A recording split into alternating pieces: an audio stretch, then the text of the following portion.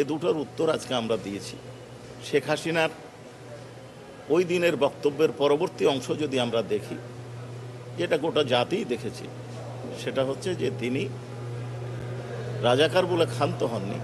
পরবর্তীতে বলেছেন যে রাজাকাররা ছিল পরাজিত, পরাজিতরা বেশি মেধাবী না যারা বিজয় অর্জন করেছে তারা মেধাবী। তার মানে উনি পরিষ্কার আন্দোলনকারীদের উদ্দেশ্যে কথা বলেছেন।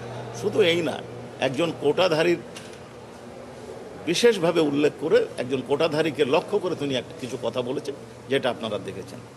দ্বিতীয় বিষয় আমরা যেটা খণ্ডন করেছি সেটা হচ্ছে যে এই যে শেখ হাসিনার সাথে তাপসের আলাপ, হাসানুল হক ইনুর আলাপ এবং ঢাকা বিশ্ববিদ্যালয়ের ভাইস চ্যান্সেলর মাকসুদ কামাল সাহেবের সাথে আলাপ, এইটার পরীক্ষিত হয়নি নিরপেক্ষ কোনো সংস্থা দ্বারা। যদিও আমি এটা রসিকতা করে থার্ড আম্পায়ার বলেছি, রসিকতা করে বলেছি, আসলে নয়, নিরপেক্ষ কোনো এজেন্সি দ্বারা পরীক্ষিত হয়নি বলতে চেয়েছেন। সেটা হচ্ছে যারা পরীক্ষা করেছেন তারা বাংলাদেশ সরকারের সিআইডি পুলিশ বিভাগের সিআইডির লোক। এইখানে আমরা এটা উপস্থাপন করেছি, এটা খণ্ডন করেছি খুব দৃঢ়তার সাথে।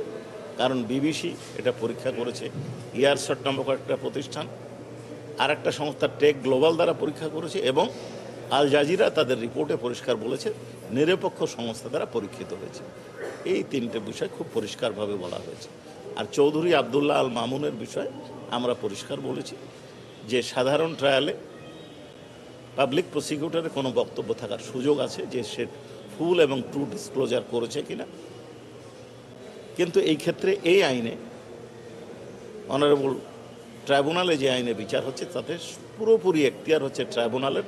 সেখানে চিফ প্রসিকিউটর বা অথরাইজ প্রসিকিউটরের এ বিষয়ে কোনো বক্তব্য দেওয়ার সুযোগ নয়।